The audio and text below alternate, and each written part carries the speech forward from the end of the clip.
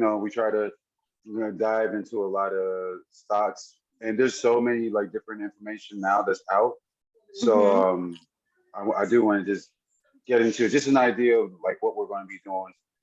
Is just going over the actual just watch list Okay. that we have accumulated the past couple of weeks, right? The things that we talked about in this group. I put that watch list together so we could see what we talked about, and probably take about 5 to 10 of them, just kind of look at them and just maybe break them down. Um, well, I'd say 5 to 10 if we're lucky, because we could talk about one stock and it'll take forever. Sure. And then the the earnings preview. Just to kind of look at some of the stocks that are going to be up and running this upcoming week. I know that Mm-hmm. um, a lot of it is dealing with retail again this upcoming week, but we also have a couple of like banks, not banks, biotechs that should be putting out earnings, and then some reopening stocks. And also, I should have added aerospace and defense, I should say, because Aerospace. well, yeah, because when you start thinking about like aerospace, and I'm not even thinking about Virgin Galactic, which I probably should have thought about that, last week. Uh, this report on UFOs keeps on resurfacing a little bit more every week, and there's something about aerospace that suggests that we should probably really start taking a look into that area just to see what stocks are in that space and if they're related to UFOs. Oh. So yeah, so that's something I think that we should take a look at, of course.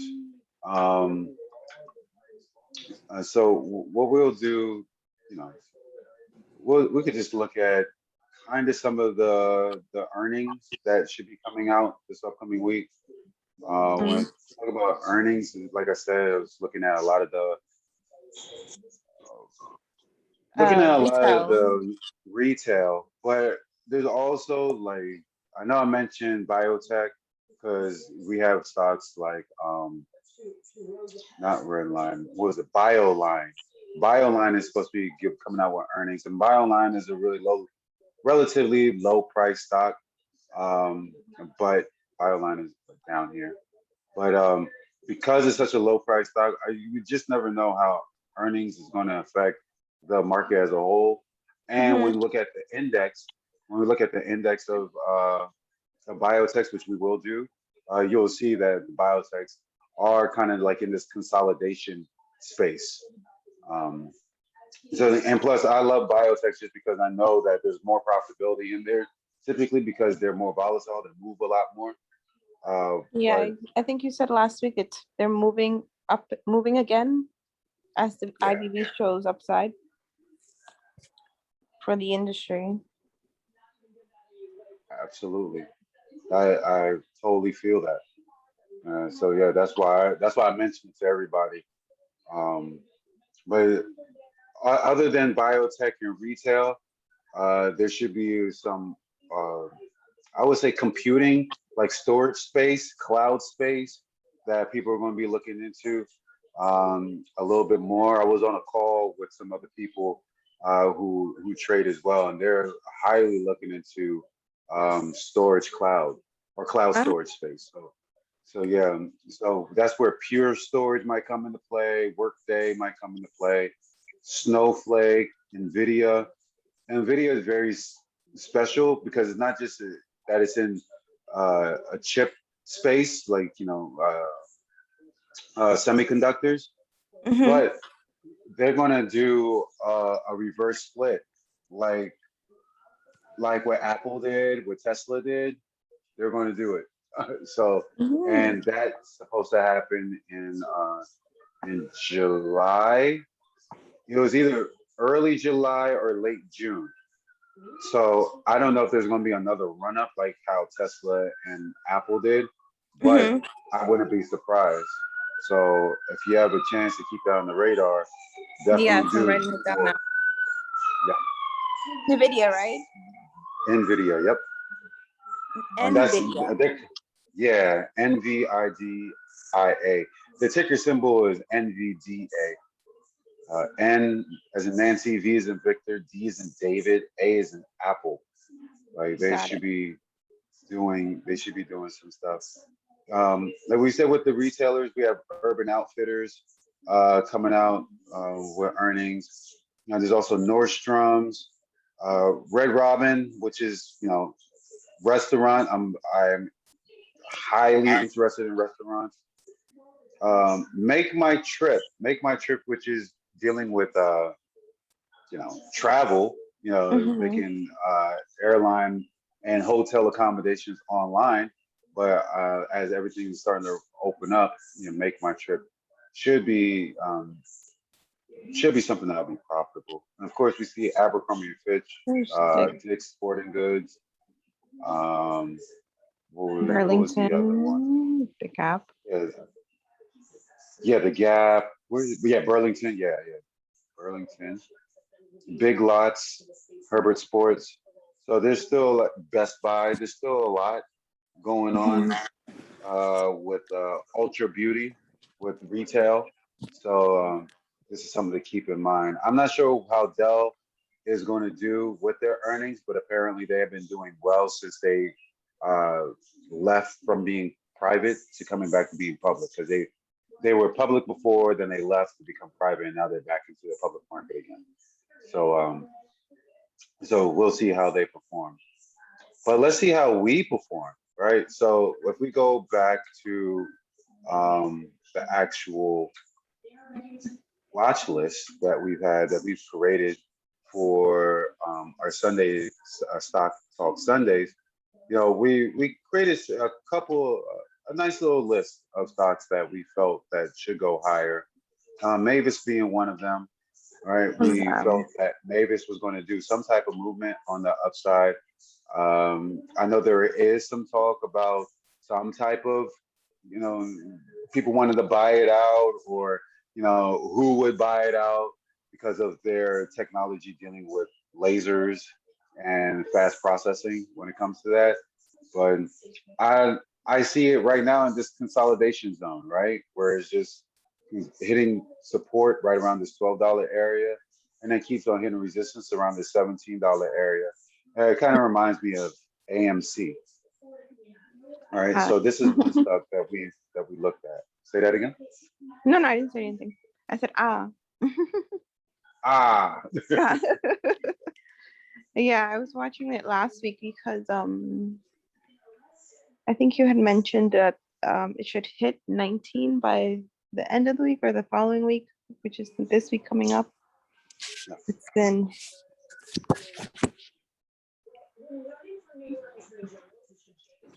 and it didn't did last week, but I'm more anticipating it, like you said, this week, um, just because it still has some selling to do. Like if we look at the MACD, if we look at the TTM, it still mhm, has some selling, and it's just starting to find some opportunity to reduce the selling. So it looks like there might be some buying here. So maybe it might, you know, heading towards the end of the week, we'll see the histogram lines get closer to the zero line, right? mhm. But the biggest thing is that it's float size, which makes it another important topic to discuss as we kind of look over our past stocks that we kind of investigated. Like when we're looking at anything that's dealing with float size, we always have to be mindful of like how much volume do we need in order for that stock to find some type of movements, right? So if a stock has a float size of like 400 million, right? Just know that you're going to have a volume maybe of 10 million just to move that stock 4% on the Mhm. day, right? Versus having a stock that has 20 million as a float size and trades about 500 to a million on on a day, right? If you're trading 500 to a million on a day, you're already moving past 5%. You're going closer to 10%. Um, of the stock, like the actual percentage movement, because not only on the upside that it can move, it's also on the downside. And during that range, that's where that float size matter, where you have that wide range of, or a possible wide range of like $2 or $3 going from the upside on its lowest low to its highest high, or from its highest high to its lowest low. Okay. And that will make sense when we go a little bit deeper into it. So like we'll look at Procter and Gamble, right? So the stock has a float size of 2.4 billion shares, right? Uh, it traded 10 million shares on Friday. So when we look at these things and we start to figure out like, well, how does volume and the float play a factor in all of this? This is something that we have to take into consideration, right? Because it can go, and we're going to go into the intraday chart. Um, we're going to go for a 4 hour time frame. We kind of see like, each candlestick representing 4 hours, that once it traded above the 200 SMA, all it did is just, it went up. This is one day, this is 2 day. So from this day, on the 29th of April, where it Mhm. bounced off the 200 SMA price, it went from 131 to 132, right? Mhm. So it didn't seem like it did a whole lot just with that range. Even after it bouncing back down and then going back up, it still made that move in a couple of days. So now it went up to 135 from 131. So it still made a $4 move in a span of 1, 2, 3 days before coming back down on $2, right? So this is not the wide range that I was hoping to see with it, but it still shows that over a considerable amount of days, it can still bounce and move to higher prices, which it did Mhm. up here on May 10th, right? So if you're in this stock from April 29th to May 10th, which is relatively 12 days, you would have captured a good $7 of upside, right? Mhm. And this is before it goes over. Well, just as it goes overboard. Were you about to say, and it hit into resistance too? If you can't see this resistance line right here, because I remember you asking about resistance before Yeah, the and resistance trying to identify it. 138. Yeah, but can you? Yeah, it says 138 there, but are you able to see The the? resistance, yeah. Yeah. Mm-hmm. So okay, so now you're able to like identify Where? long-term resistance on the chart. Yeah. Hmm. Yeah, Okay. Good. it's I like remember you were asking about that. So it's like by the I guess the wicker. It hits like the points of the wicker, like the highest highs, right? yes and no, right? Because it's not an exact science. So we could say, yeah, the that little wick does come up to the price, and we see even on this wick as it's red, it kind of goes up and then it pulls back down, and then we see it here, it goes up, and so we could have said, hey, it's probably the body, right? Mhm. The solid part of the candlestick, right? That is that price, but we can't say that for exact, right? But we know it's near there. Mhm. So because it's near there, that's when you start having to make an assessment of whether, if you were trying to sell your position, you're like, okay, I know it hits this resistance all the time. Mhm. Um, Maybe I should sell into this resistance, and then maybe someone will buy the price higher up here, which happened with these wicks, right? Someone bought the price higher up there, but it just pulled back. Um, and yeah, it will pull back every time it hits this price at 138. Mhm. Um, so that's what happened here. And then even if we go back here, we see that this candlestick didn't really particularly go to 138. It was kind of close. It was at 137.96, but it didn't get to like 138.50. 50, right? So that's why I say yes and no, Mhm. right? Because it's not exact by the price, but it's close enough where you can actually say something. Got it. Understand. And even, well, let's go to a 1 hour chart first. So we just left the 4 hour chart, so now we're at the 1 hour chart. And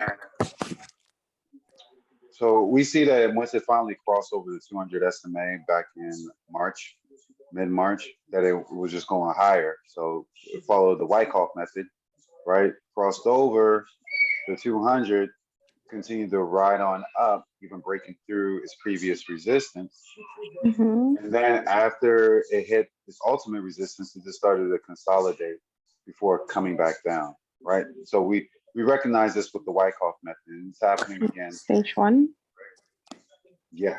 So this is stage one, kinda, I guess, right? And then pulls back a little bit, still continuing some of stage one, and Mhm. then it's consolidating stage. Hold up, this is one up to no stage. Oh, stage one, yeah. Stage one is just balancing out, which is right here. Stage two, uptrend. Um, the retracement, which is what we kind of expect after such a power move, and then it goes up even more on that stage two before consolidating stage three. So now we're anticipating stage four pullback on Mhm. Procter and Gamble, right? At least that's off the hour chart. The 2 minute chart over the past 5 days is showing that a previous high at 139 was made. So I wouldn't be surprised if it did come to 139 before pulling back below the 200 SMA because it's just that resistance. We just see it here, even after what it did on Friday, where after the market, once the market opened, it spiked up and it spiked up to damn near its previous high. Damn near, because it didn't get to 139 exactly. Got to like 138.91, right? And so even then, it's still showing us that this resistance on a strong day on Friday, and if you want to know how strong Friday really was, um, we could take a look. We could take a look on Friday and look at. See, I was looking at aerospace. This is more of a gun stock, but it's still in RGR. the aerospace. Yeah, but it's still in the aerospace and defense. So I was like, I'm gonna look at it. But yeah, but if we look at the heat map, and we look at the heat map for Friday, right? It was kind of mixed. Mm. I don't know why I thought it was stronger on that day. I guess it started strong in the morning and then pulled back, if I remember properly. But most of technology, so it was mixed, right? Financials was in the green, healthcare was in the kind of in the green, consumer defense was Mhm. industrials, energy. Like it was just more of the consumer Mm. cyclicals, communication, and technology that was more in the red, right? So being that we know that Procter and Gamble is in not industrials, consumer defensive. Right. So there we go, consumer defensive. So because it's in consumer defensive was one of those stocks that took a hit, um, or was mixed, I should say. So we see that it was mixed with Walmart, even Target giving good earnings, and it still didn't really move the whole industry, but it gave a mix. Coca-Cola was green, so that was Coca-Cola. pretty good. Yeah, Yeah. even Pepsi Cola. All right, so the industry or the sector, sorry, was uh, was doing pretty okay in comparison to like the three down technology, communication, consumer cyclicals. Consumer defensive was doing okay, but it wasn't doing okay enough to pull up Procter and Gamble. Um, I highlight that one because that was one stock that I was in. I bought some options in it, and it started to find some weakness because I tend to think that when the stock market is down, consumer defensive and consumer cyclicals will be the ones that hold up. And it didn't hold up mainly because of that resistance. That once again, that resistance at 130, 139, 130, well, yeah, 139 round park number. Um, it just was not getting the momentum it needs. So this is why volume plays such a great importance to that float size. You see that 2.4 billion, 10 million, barely. So Hey. huh? Hey, No, yeah, it's I was like, there you are. I was like, hold on, I see a face. Hello there. Call me, I was I'm like, just, hey, I did a double take. There you are.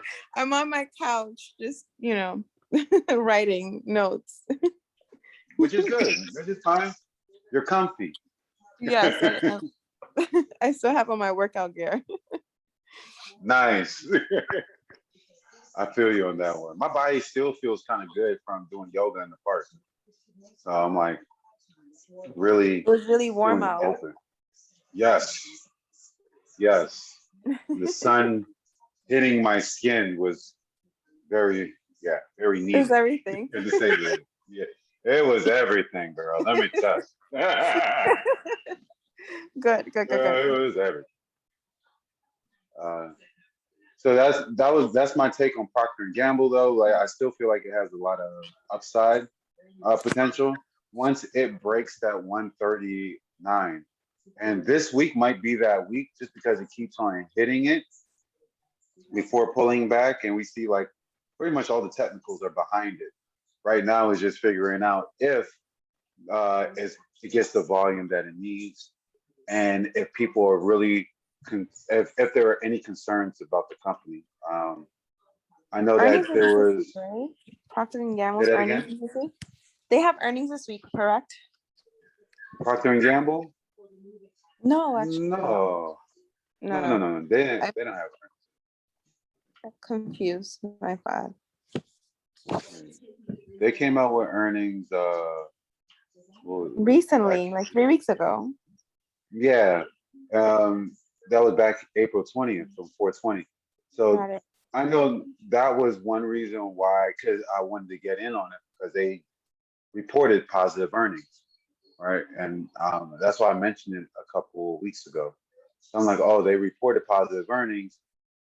Every earnings report, except for like real strong hitters like Target, um, they've been all negative. Like, well, not negative. Like they'll report positive financial numbers, but the reaction to earnings caused the price to decrease just because things are overvalued right now, and people are trying to consider inflation.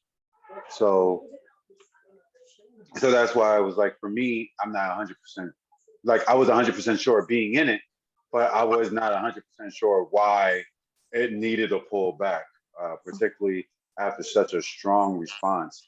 And is something happening at this 138, 139 level? Um, so there's something happening there, and it kind of reminds me of once again AMC. So AMC kept on hitting this resistance here, and every time it hit that resistance, I was like, yeah, there's something going on at 1450. So on Friday, what happens is that a group that was heavily invested into AMC Yeah, removed stake. You saw that. I did. So when I see that a line of resistance is consistently being hit, it gives me an idea that either, you know, people are looking for structural deals or they're looking for something for the some type of catalyst for the stock to go up higher, or there's some people on the inside that don't want the price to go higher and they're not really interested in the stock and they want to get out for some odd reason. And they either want to get out or they want to push the price down because they just don't believe it. It's just that whatever that price point is, and now that you're able to identify support and resistance, Mm-hmm. it's going to be easier for you to identify where that price point is and where you can get in at or where you can exit at. You know, because you don't want to be the one that's buying at the top. That's what happened to me at Procter and Gamble. Like the minute Mhm. it started to break that resistance, or I thought it was breaking resistance, it got smacked right back down to reality, and it was like, no, we're not going past what you think. The 139 is not happening. So, so I had to sell for a loss, which was fine. I don't mind selling for a loss. It's just making sure that I can identify where Oh, that yeah. resistance. Yep. So that's Procter and Gamble. I know that we didn't we talked about Ford before. So now we see that Ford is actually making some moves in the EV space.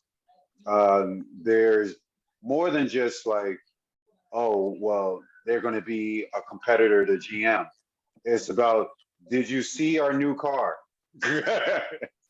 There's like The new everyone's hype about yeah, it's the about new their car, their is it I've read something about the new car. Is it electric? yes, Yeah. Mm-hmm. Hold on. yes.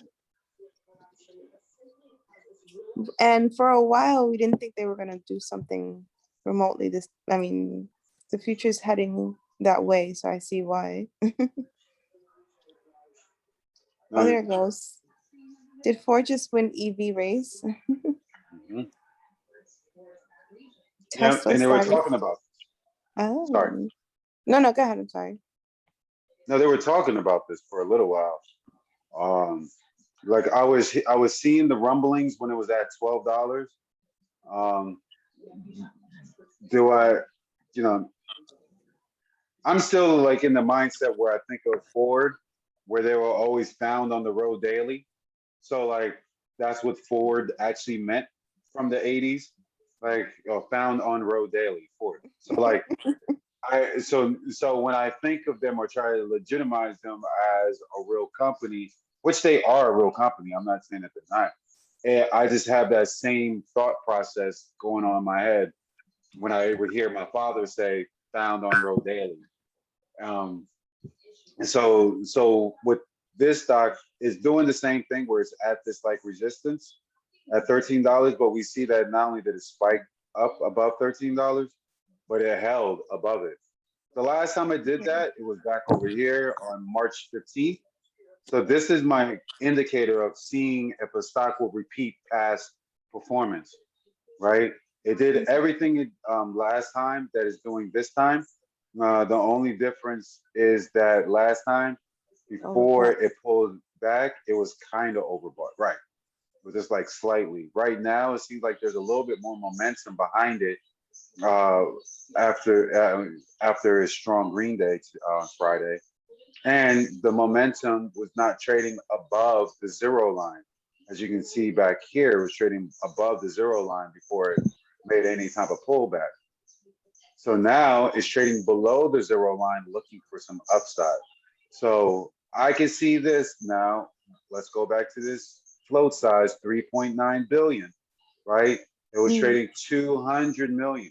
So this is something that shows that there was more significant interest in, right? Because it's trading in the billions, 3.9 billion, 200 million, right? That's roughly 10% of, yeah, that's roughly 10% of its float size, which kind of makes sense because it traded 6% on the day, right? Close to 7% on the day. So this is what when I like, oh, look for the low floaters, look for the low floaters.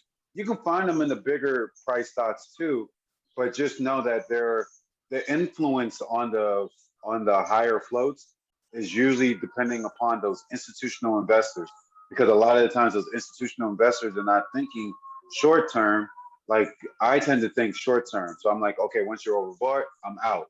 Right? You came from the lows, I'm buying. You're going to the highs. I'm selling. You know, a lot of these institutional investors, they don't care if it's high or low because they're looking the horizon. The time horizon is probably like 5 years, 10 years, Yeah. right? So That's that's the big difference. That's the big difference between the low floats and the higher floats. do you I have a question? Do you ever buy right now with the intention of like um creating like not creating but dividends? Um Buying stocks with the intentions of having dividends come in. Because I know I Ford is am, good for that too. who is or what is? Ford. Ford. Or yes, majority of the stocks that um, not the ones that I've day traded, but like the Procter and Gambles, right? The GMs, those have dividends. So I typically look at those stocks that have dividends, but I'm also looking to see if there's any extra upside that could happen. Because yes, granted, you know, I can get in after the dividends has been released to the shareholders, right? Mhm. And miss out on the dividends. But typically, when I do a search, any search, dividends is always in mind. Now, Okay. I'm wanting to fully answer your question. I want to. I'm looking at how to, I guess, massage my trading, investing strategy where I can make the dividends be able to like hold and acquire for such a long period of time, Got it. right? That I'm not buying at a top, I'm not buying at the middle of the range, but I bought damn near at the bottom, and I'm just riding the wave on up. Mm-hmm. And there's quite a couple of companies I'm looking at for that. EA Sports is one of them. Just because I know people are gaming, they're going to continue to game after the pandemic. So EA is always, I think EA is actually on in this list because I remember us talking about it before. Yeah, it's right here. See, and they give dividends. So yes, this is dividends is usually the somewhere in my thought process when I'm selecting for stocks, particularly for long term. Got it. Sounds good. Always, always. Um, so I want us to kind of review two more of the past stocks that we've had in our talks. Sure. So I know we just did Ford, or we looked at Ford, I should say, but we didn't like look at it intraday. Will it break, you know, and hold above, right? Right now, uh, what do you think? What do you think it could possibly do? Do you think it could break and hold, or it's gonna pull back and stay down? After the green day, it'll retrace, I would think. The last day was, yeah, Friday. I would think after that green candle, it will retrace. Um, so I would think it will pull back. Oh, wait. Are you pointing at something? I kind of am, but Okay. I want to. I kind of am because I wanted to see if this price was highlighted. This The 1255. yeah, because that's the 5 EMA Oh, price. okay. So the green is the 5 EMA or the teal. No, the green is the 5 EMA, and the teal is the 20 SMA. Ah, okay. So maybe now, well, the, it kind of So the looks. only reason why I highlighted it, right, just to help you out. The only reason why I highlighted it, and I did not, or we didn't go over, kind of orient ourselves of what the moving averages are. But like I said, the green, the 5 EMA, and the only reason why I was pointing at it is because exactly what you said, the retracement can happen, and that Mhm, retracement could happen to that 5 EMA price. So looking where that support price could be, which is 1255 on the day, mhm, um, we see that it closed at 1333. We know that there's at least right a 80 cent, excuse me, 80 cent difference between where it is and where it came from. mhm. So we want to be somewhere in that 80 cents. So that's why I highlighted, that maybe if we can get the, 40%, 40 cents closer to the EMA. But when we get into smaller time frames, we kind of see that it's overbought on the 4 hour time frame, Oh, right? is it overbought Um, on the one? about to go to the one now. It is overbought on the one. And I don't know if you remember from last week when I say, look, when you see a stock start doing like this curve and does this like curve here, Mm-hmm. you can kind of anticipate that there's going to be some type of pullback, right? So I would anticipate a pullback to 1298, right? Even though it's still trading above the 5 EMA, anytime when it curls up and start getting these blockhead type of candlesticks, that Mm-hmm. means it's done enough almost, right? And then these candlesticks get smaller and smaller, heading into the close, and then in after hours, obviously, because it's after hours, the volume is low. But we can even see it here, right before the market opened on May 20th. Once the market opened, once 10 a.m. hit, there was a big sell-off, major sell-off, and it could be contributed to the fact that it was overbought. But even Um, because it was overbought, it was still pulled back and traded pullback. along with the 5 EMA, right? And that's what happened here. And it did this based off of news um, of the EV, Mm-hmm. of the EV, right? So yeah, I know sometimes, and I'm I'm trying to look for a simple way to use the technicals or at least explain the technicals No, because I think you're doing a good job thank you. simplifying things. I mean, I think after hearing it over and over and over again and looking at it, I mean, um, it seems simple. I mean, as simple as it can get. For me, I think from the beginning until now, I understand much more. So I think you're doing a good job. Thank you. Thank you. And I think, for some people when I explain the technicals and try to give them an understanding, it's like, yes, there's two sides to this. You want to look at the technicals and you want to look at the fundamentals. And I'll always say this, the fundamentals tell you what to buy. The technicals tell you where to buy. So like if I know that a stock has certain technical is speaking, a language of upside or downside, at least you can be able to recognize it by using some of these technical indicators, right? Hmm. Uh, a lot of experienced traders don't even use the EMA or the SMA. They're probably using the 200 SMA, and then after that, they're probably using the VWAP. But I know the ones that they are using the most is the MACD and the RSI. Definitely, they use that. The 200 SMA kind of gives them an idea, like what we said with the Golden Cross, where you have the stock trading above the 200 SMA price that shows a bullish movement versus trading below it that shows a bearish movement. So some experienced traders will use that, but the other indicators, they're not using those. Like they're not using the TTM TTM squeeze. Squeeze. Yeah, they're not using that. They're not using the moving averages. They care about, is it overbought and where's the momentum driving? Hmm. So especially momentum traders, they're definitely looking at the MACD. But anytime when the stock is overbought, they say, well, I'm just going to wait for it to pull back. And the question is, well, what if it remains being overbought?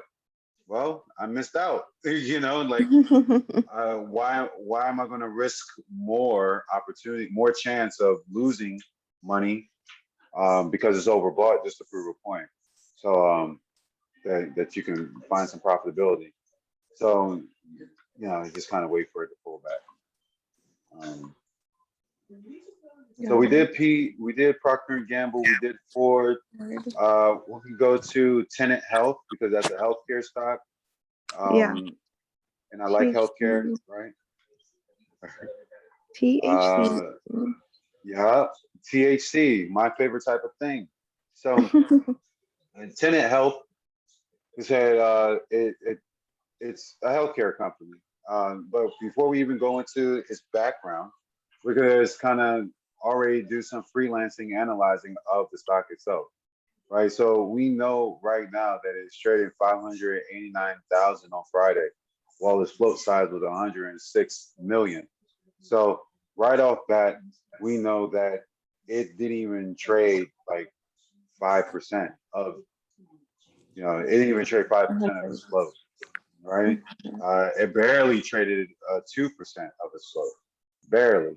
So what can we do to, with this stock? How would we even analyze this? Like, what when you look at this chart, what is it that you see, um, as far as the direction that it can go to? Is the red the 200 SMA? Yes, Okay. And it closed at what on Friday? it closed at 63.17 on Friday. And the 5 SMA or EMA? Yeah, the 5 EMA is 62.98, So we know that and it's go ahead. we know that it's trading above both because of the closing price, which means there's some upside there.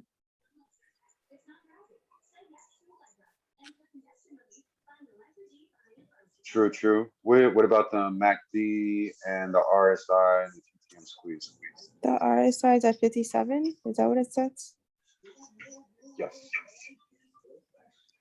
Well, since it's below 70, it's not overbought, but it's kind of close. I don't know. It's kind of close. I mean, if it's under, you want to, the closer it is to 30, which means that it's oversold, which means you want to buy into at that point. When I see like numbers in the 50s, that kind of like makes me, I mean, it's not a deal breaker, but it still makes me a little leery since it's close to 70. As far as the MACD,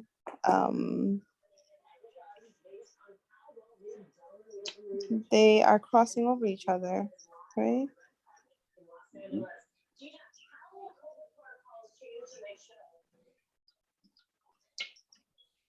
The MACD, I just went blank with the MACD.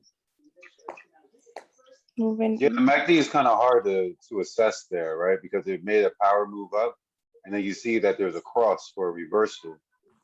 As far as momentum is concerned, and the last time it went overbought, and the MACD cross was right, it was overbought, and then after being overbought, MACD cross, and it pulled back a little bit, Yeah.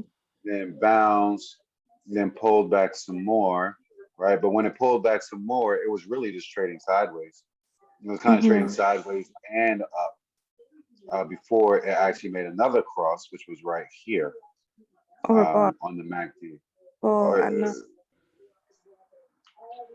yeah, it was over. Well, it wasn't over, but hey, Fitz, welcome. Um, so it wasn't overbought, but it was crossed. It crossed.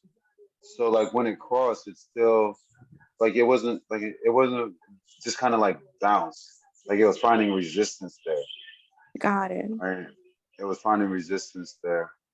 And then, the moving averages crossed to complement the MACD cross. MACD crossing. Yeah. And then if we put in the TTM squeeze, we see that the momentum was slowing down as well and causing it to come down lower. So here with Tenant Health, I'm kind of seeing it pull back, but not a whole lot, just because, like, I feel you're right. That, yeah, it's near 50, which is not a deal breaker. Well, it's over 50, which is not a deal breaker. But at the same time, because the MACD kind of like crosses over, you're almost weary of what it could do on Monday. But being that it traded above the 5 EMA on Friday, Mm-hmm. you know, we could come out with news that says that, hey, tenant health is going to do something, right? And they're going to end up like getting an influx of investors pushing this price up. And it could be because of a private offering of 1.4 billion senior notes. We don't know what I'm just looking at it for the first time right now. Don't know what Mm. the senior notes could do to the movement of the stock, because sometimes when a note comes out, which is pretty much like a bond, right? It's like money that you're going to have to owe at some point or another, but Oh, it's creating okay. value now. Because it's creating value now, for the company, other people would say, "Oh, they're using this money to like restructure something in their finances, or to use it for something, um, you know, trying to raise more money for something, or do something in their infrastructure." Okay. So maybe it would it will retest this 64.90-ish area, and then try to test 67, Mm. right? But as we can tell, once again, we look at the TTM squeeze, the histograms Mm. are coming down. So we don't know if that buying is just going to be sideways buying, like it did over here, like all over here. Like once the histogram started to turn blue in color on the Mm-hmm. TTM squeeze, it was just going sideways, right? Yeah, you get some teal and it will go up, so that'll be fine. But once it starts hitting that blue, especially after being overbought, you'll see that it starts coming down. Mm. So this kind of follows the technicals almost to the T, Yeah. right? So so I know this is not one of the earnings ones, but this is one of the stocks that we did mention. Um, Yeah, I in remember a couple of weeks ago when we did the earnings, there was upside and it seems like it's going pretty well. mhm, Yeah. yeah. So you're right. After we talked about them for their earnings, they went up. They went up what, from $51 or $52 or so Yeah. to $67. So that was a Yep. nice $15 move. Yep. Nice move there. So that just shows the power of earnings, right? This is Mm-hmm. why. What did they do? How did they do on earnings? They Right. beat So earnings. they beat it. They beat it. Yeah. Right. So I earnings remember tells the you what to saying, buy. earnings tell You you what remember to this? buy. Yeah, I remember that one because I was studying it but I haven't watched it in like 2 weeks, which is no bueno. I'm learning. No, Hi, no, Chris. it's bueno. Hi, hi. How are you? I'm good. I'm good. How is everybody? Everybody good? Good, good, good, good. Yeah, yeah, Yeah. yeah. So we just kind of going over some of the stocks that we talked about in the previous weeks. We mentioned Ford. We didn't get into Nvidia. We talked about Procter and Gamble, Tenet Health, um, and we briefly talked about EA Sports and compared it to AMC. Well, we compared Ford to AMC on how it's hitting a price at $13, and that is major resistance before any type of retracement. Okay. And we use EA Sports as or AMC as an example to that. Um, Last week was Western Digital. Fritz, I think Yeah. last week was Western Digital. So Yeah. when they didn't, it wasn't when they came out with earnings. It was on, let's say, where are you? Where are we? 2019, 2017. There we go.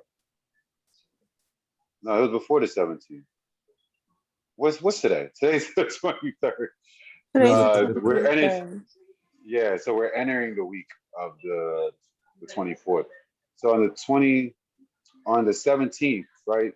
14th going on to the 17th. This Friday going into Monday. Mm-hmm. This is where we see that on Friday it was right at resistance when it closed.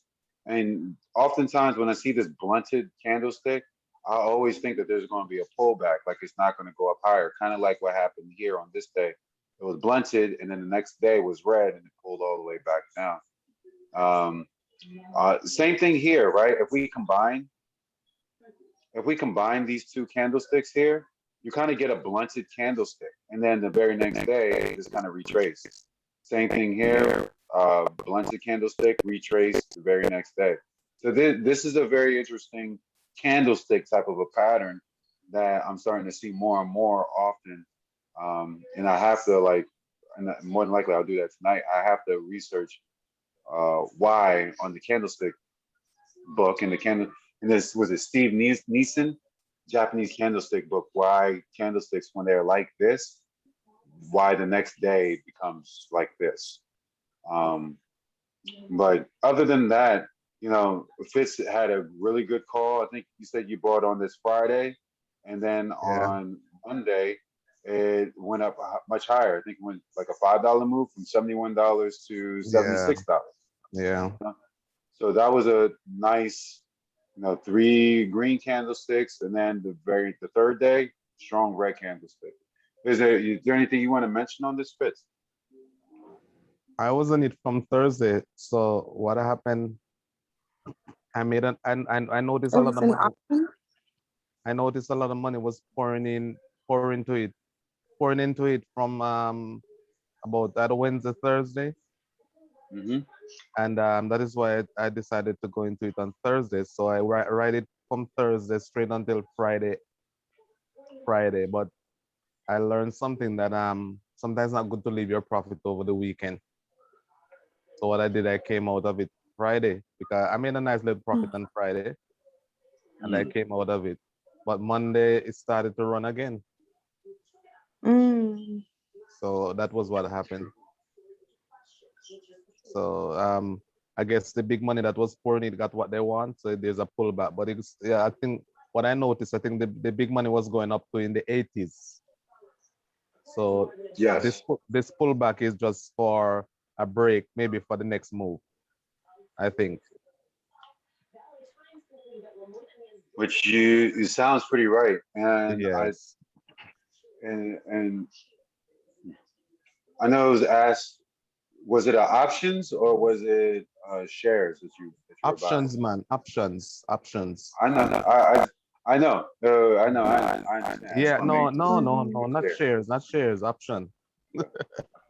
So as we saw on the hour on the daily chart that on the 14th, where you say you were in on Thursday, so right Yeah, around here, yeah, right as the it money started started going to go in. right. So Yeah, you're in it these days right here. This is Thursday. This is Thursday. This is Friday, and then yeah, this is that Monday, yeah, right? came And out Friday. so now it's trading above the 200 SMA on the 4-hour chart. After being overbought, like you said, it's probably just taking a breather right now. There was Mhm, even a yeah, change in momentum, and it's holding support right around this $72 area for Angie. When we're looking at support now, we see that there's some type of support at 72 right here, right here, right here, right here, and kind of right here, but it mhm, like, it was pulling back, right? It wasn't finding that, it wasn't like really trading above 72 and holding. It traded up there and then came right back down. So 72, we could say 72.30, maybe 72.20. Like even back here, we could say that 72 is that support area right now. And if it breaks down support, it can come down to 69.85 on the 200 SMA for the 4-hour time frame. Even if we look at the hour time frame, still kind of have the same type of movements. Um, maybe this will squeeze and then turn green because sometimes that tends to happen, even though it looks like it was still kind of finding some downside heading into the after hours. And on the 5-minute, 2-day time frame, it still looks like it's kind of holding that $72 area.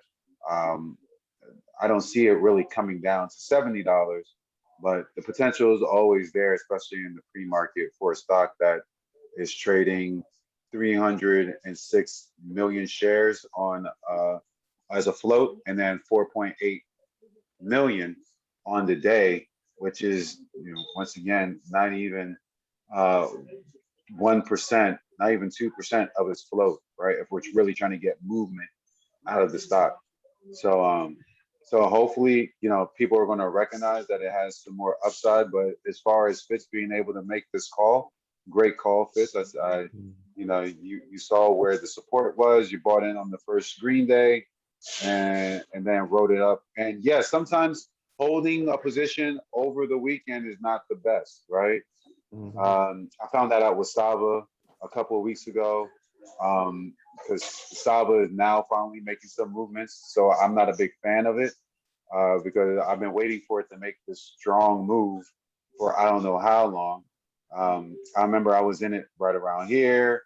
I think it was like right around here. I was in it, and then it kept continue pulling back, and then it went up after earnings, hit resistance. I think I was in it right around here on this strong green candlestick day, because I said this is a bullish engulfing pattern. And then it kept on hitting resistance, which was kind of near it, but I didn't think it was going to pull back, and it pulled back. Until now, it's finding some upside. So, we get these stocks that have some type of significant movement, but not all the time are they going to hold their upside, or any type of movement on the upside. They'll probably hold it on the downside. So this was a good stock that you got in on, Fitz. All right. One thing I want to add to what when I came in, I heard you talking about THC. THC, yes. Yeah, it's I know there's a squeeze beginning at the 21 right there where it's bouncing off. My platform is kind of I adjust my squeeze a little bit. Remember, I told you. Yeah. And there's a red squeeze coming right there, just beginning at the 21 there, where it bouncing off there. So you're saying that on Friday there's a squeeze happening here? Right there, right at the end, last one, the very last one. Mm-hmm. Right at the very last one there. So if it come down and bounce from there, if it come down, I don't think the squeeze will come in if it's going down. I think it's more rather going up, because it's bouncing right up the 21. Yeah, that's kind of what I was saying. That it closed above the 5 EMA. Yeah. That's the one hope that I have. It's just this momentum shift, and then the weakening of the. But you said, yeah, I hear you did adjust On the your day, TTM on the squeeze. daily, it's on the Yeah, daily. this is the daily. This No, is this is the okay. daily. Okay. Yeah, this is the daily chart. So right at that last one there, that last blue one there, there's a Mhm. red right there. Yes. If you could see mine, what did we do last week? You can see it if I You show you. put your Oh, camera okay. up. Hold on. Let me turn on some light. It's about to get a little darker.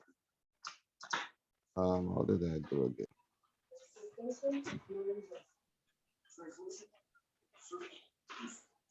All right. Can you see it now? Can you see it now? Hold on. Yes, I can see. You see it right there? That red bubble right there? Red bubble. See it?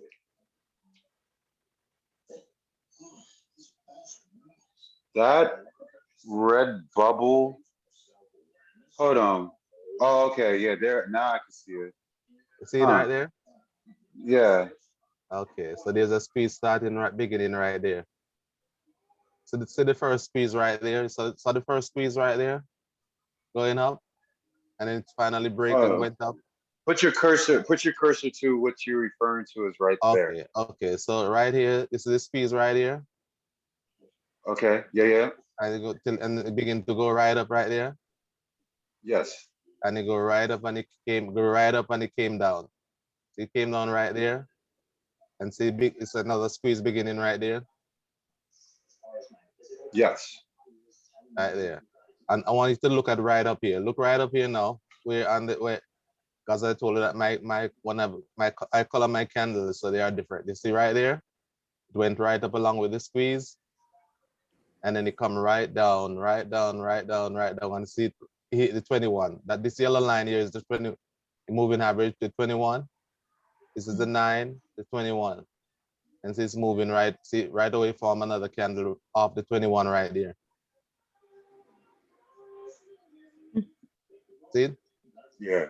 Because it's bouncing. You're showing that it's Yeah, bouncing it's off the bouncing off the yellow line. 21, just right as it has a squeeze. The squeeze right here. It show a bounce Yeah. right up there. And that's usually the issue that I have sometimes with the reading of the histograms, especially when they're coming from a high point and then the zero line turns red. Mm-hmm. But the teal, I mean, but the histograms are still blue. Mm-hmm. Is that when it's coming down, like I am anticipating it to go down even further. Like right now, I'm not expecting it to come down strong because the zero line is still showing a green dot and a small blue histogram. So tomorrow, if it were to give like another green dot and a blue histogram, I would still be on the side of it trading sideways, but it would be fighting that $65 resistance area.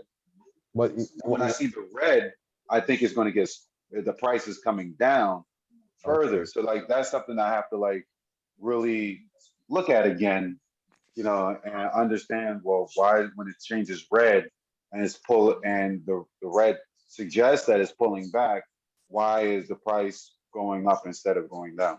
All right. So just a moment, just a glance. Look on my candle. The way my candles are set up. You notice this one is open right here.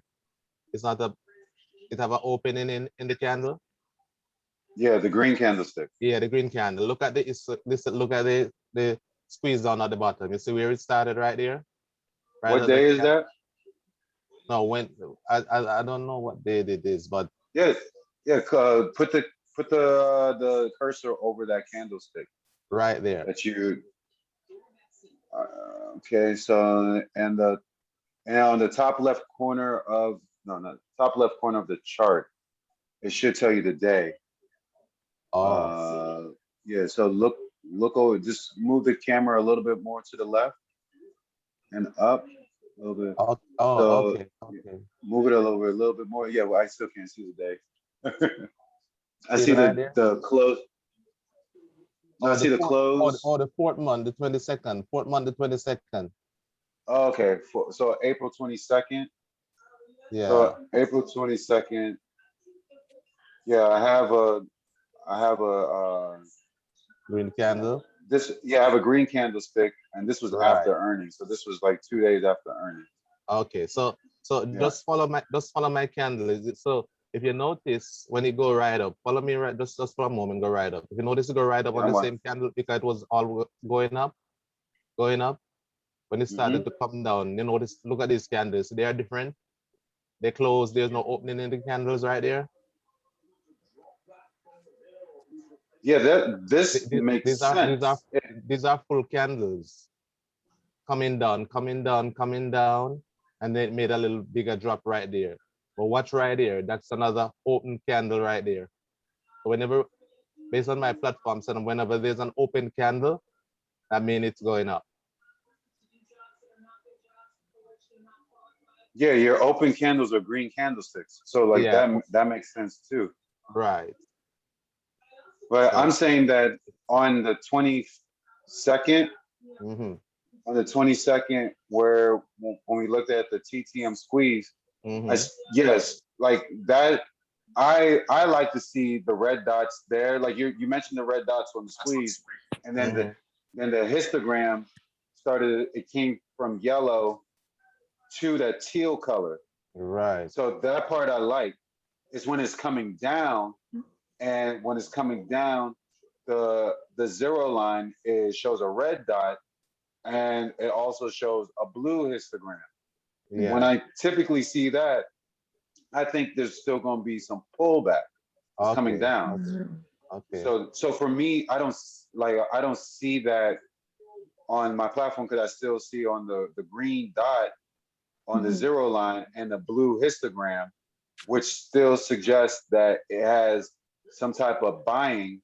It might be sideways, but if that zero line starts to turn red, then I'm thinking that, oh, okay, it's going to start not just consolidating sideways, but consolidate and go down. All right. If So that makes so sense. yeah. Well, look at this. Look right here. I'm showing you another part right here. It's right here. Oh, Oh, what day is right there? um, it was 11 months, 25, 25th, 2020, 11:25. 2020. Yeah. So right around. Just zoom in a little bit more. Yep. So right around here. Okay, got you. All right. So you see where it came down right here until it started to have red dots right there, and it was still in the blue. Uh, on December. Yes. Yeah, coming down right there. And when it come down, it started to change into into the red. The red dots started to form right there, Yes. and then eventually, what happened? It continue to go up, Got it. and then it come down right here just the same way. It started to form the dot right there, and then it continued to go up. So I'm just showing you that you can All right. It's no, then and that's good reference because it's yeah, yeah, like I said. I usually have trouble when I see that when it's the histograms get smaller, then I see a red dot, and I'm thinking, oh, okay, this might pull back a lot deeper. And then, on this December 4th, going back to the time, but also like that would be using all the technicals too, right? Because even though the MACD, even though it crossed, it was still trading above the zero line too, yeah. right? Remember, So it's just still above the zero line. So correct. yeah, that's very important. Also, um, sometimes it all depends on the adjustment on the MACD because this is one of my other indicator. Look right here. It's whenever it turn green. What happened right here? Oh, pull back the phone a little bit. Again, a little. No, pull it away from the screen. Okay. Can you see that now? It's Yeah, a little better. bit better. Oh, Okay. yeah, yeah, yeah. You see whenever it How turn much green, you? it turn green. What happened right here? See it? Notice Yeah, that? Turn yeah. red, then it turn green. And see continue right there and it still remain green. Come down, but it's still pointing up a little bit and it remain green. But what indicator is that one? That this is a coded one. It's like a Oh, that's right. You did mention it, Cody. V score, like a V score. It's almost like Got you. an RSI. And this one now at the bottom is a trend indicator. And see what it look like there. Can you see the bottom one right there? Yeah. Is a trend. This is a trend. So it came down, bounced a little, came down, and it kind of give an indication like it want to go up again. See, so and this one is very accurate. So you can look right here and see what happened when it started to move up. You saw what happened right there? It started to move up Yeah. right here, right, right as the money started to come in, and it continue right up where you can see the squeeze right up. Because the indicator right above that one This is has a just a yellow. moment. This is just a momentum indicator. This is a momentum. Yeah. So That's what I'm so saying. The yellow was going above its zero line. right. Yeah. And it was Yeah. So going up higher too.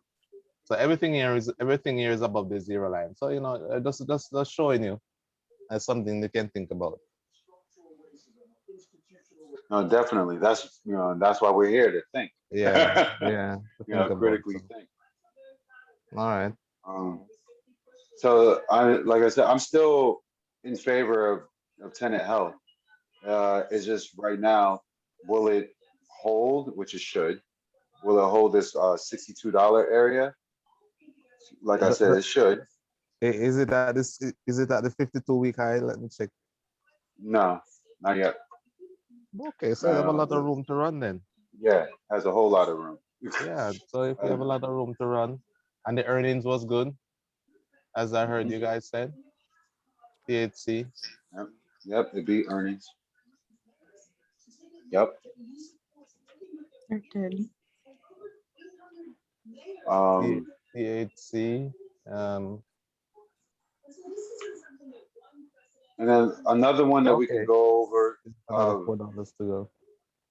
before, yeah, because I want us to cover as much as we can from the past stocks, and one that might even do well this upcoming week, being that Ford is influencing EVs now, is Blink charging. Like I see Blink doing kind of like what we just said that Fitz was describing. Um, when you have the histogram getting smaller and the zero line is still green, we can expect, right? We can expect the histograms to get smaller and smaller and smaller before it starts showing itself above the zero line. And we can see here, even on the MACD, it's still trading below the zero line. And on the RSI, it's just tapping 50.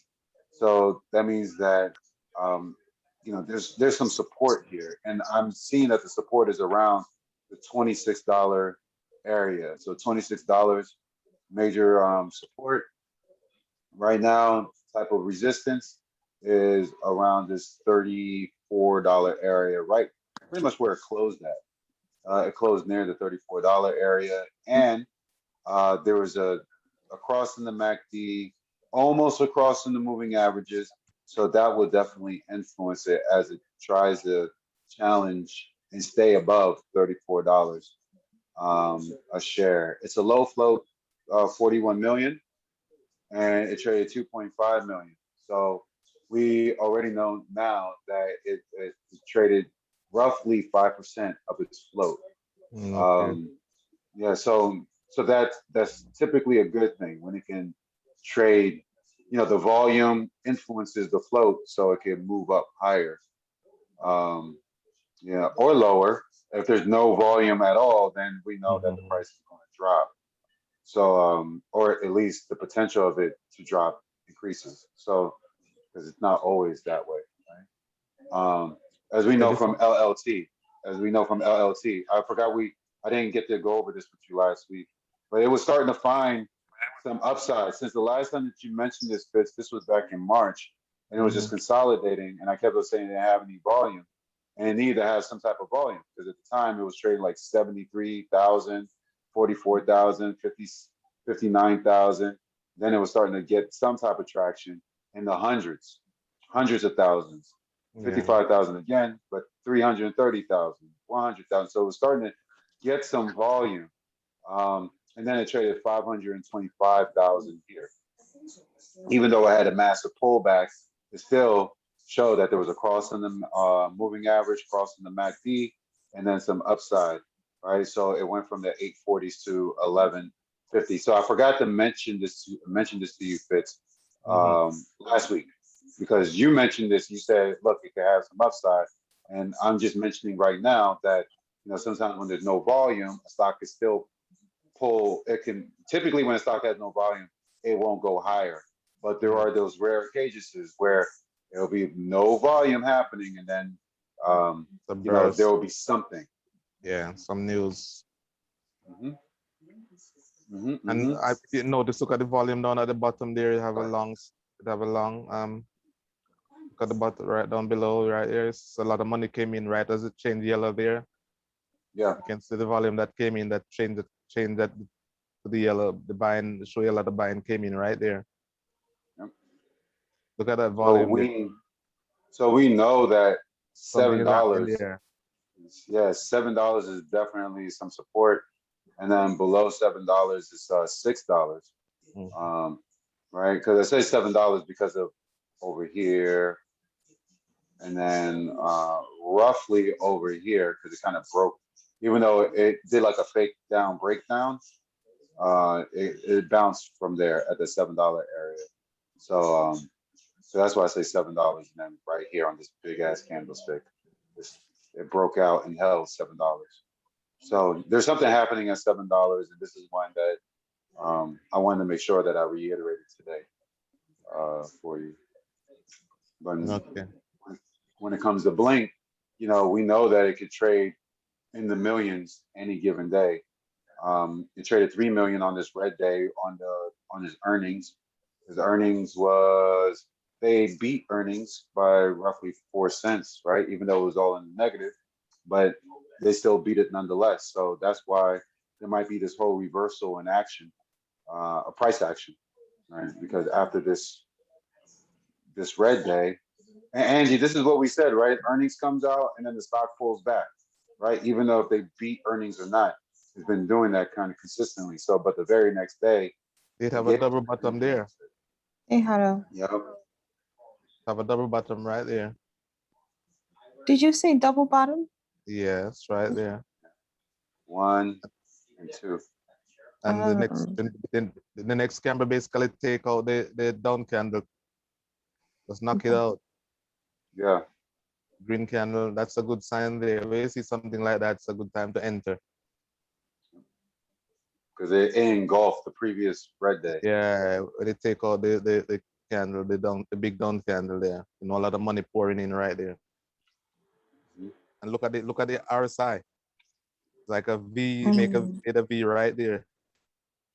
No, right where you took out the other candle. 30 probably. No, go back. The RSI? Yeah, Right. So when it made a V right there. Okay, got you. Yeah. Right there. When it took out the other candle. Yeah. It's a big bite in right there. A lot of money pouring right there. Oh, you're absolutely right. Well, Blink Yeah, Blink look real good on the chart tonight. Look real good. Everybody is pointing up for it. I would love to see this go a little bit higher. I do believe in EVs. We just need to see this infrastructure bill. That's the only thing. Obviously, once the infrastructure bill is released and EVs, especially Blink and like Workhorse and all these other American companies that are in this space, is going to make that power move beforehand. So, you know, this complements what Fitz was saying earlier about the TTM squeeze.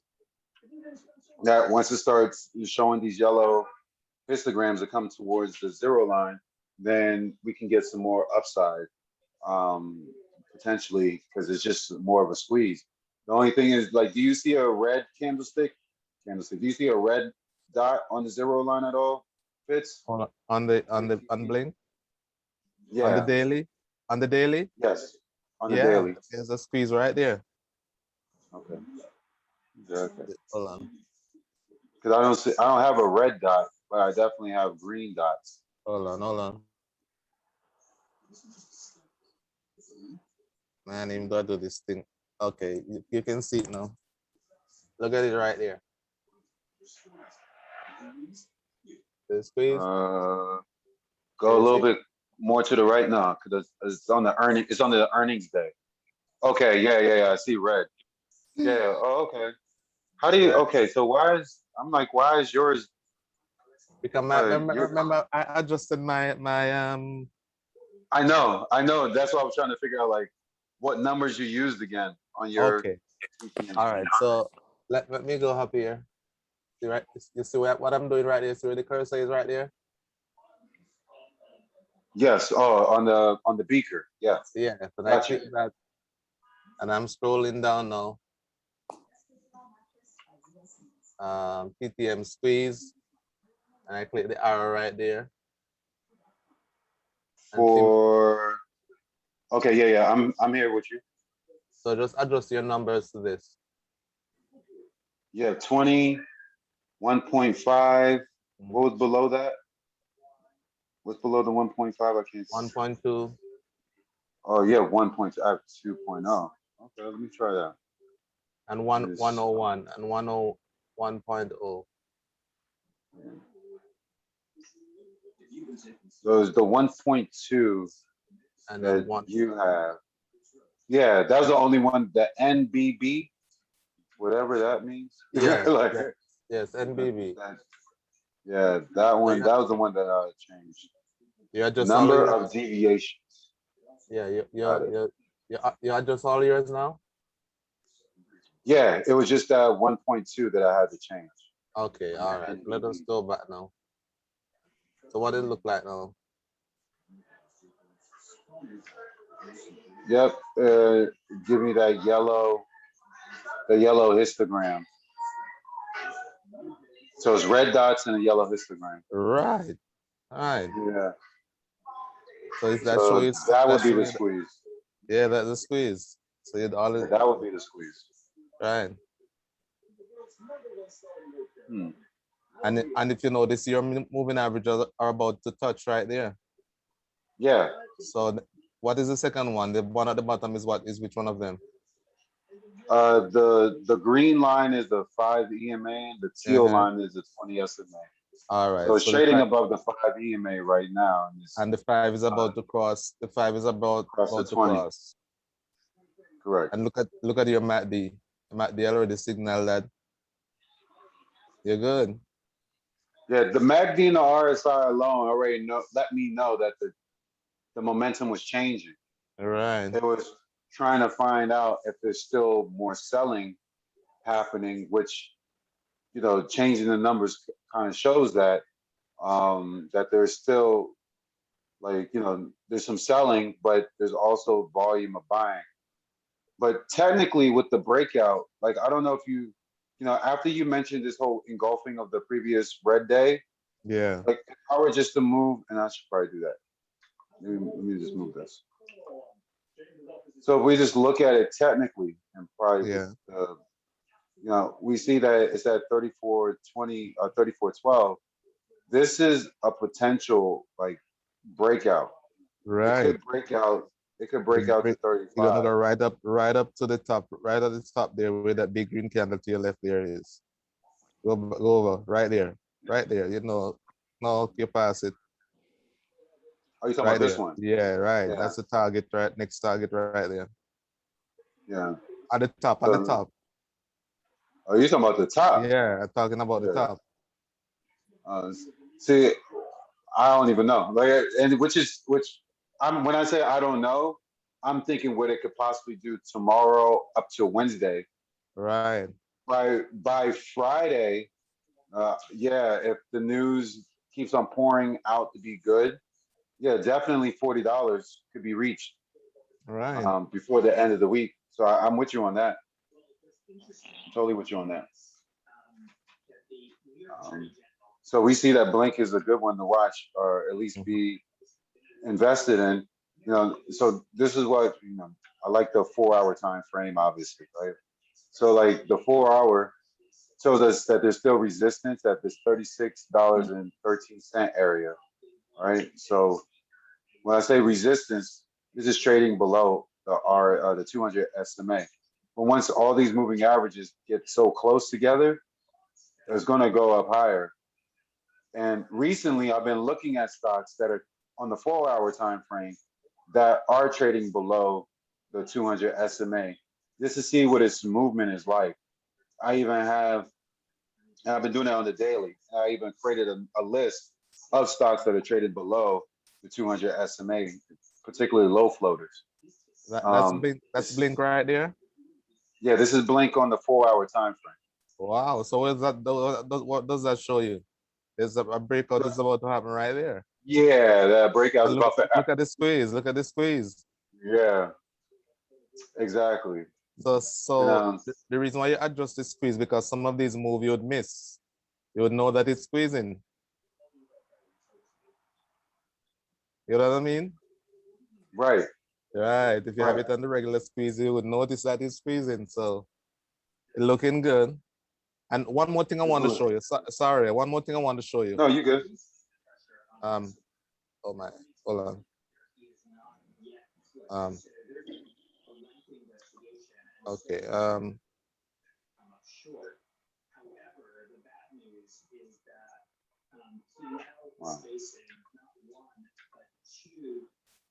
All right, maybe this is the one.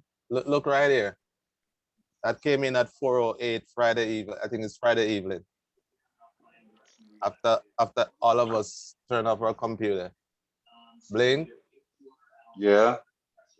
34,000, 4.9 million.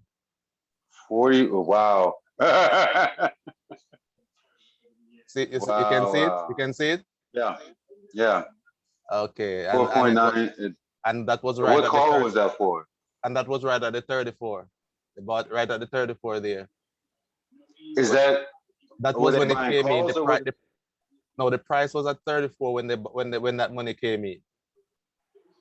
But that happened after yeah, market. So I'm just showing you. no, you're right because I'm looking at the candlesticks in the after hours, and I see that there was 262,000 shares that was bought right at the market close, or at least sold off, I should say, because it brought the price down 237.50, and then there was a couple hundred and a couple of thousand that was bought after that. So that million purchase, that could be like that dark pool order that we Yeah, don't really yeah, that's get a dark pool. here. That's what it's saying. Yeah, That's a dark pool. Dark average, 4.9 million, and they bought it at the 34 at 408. that's crazy. That's crazy.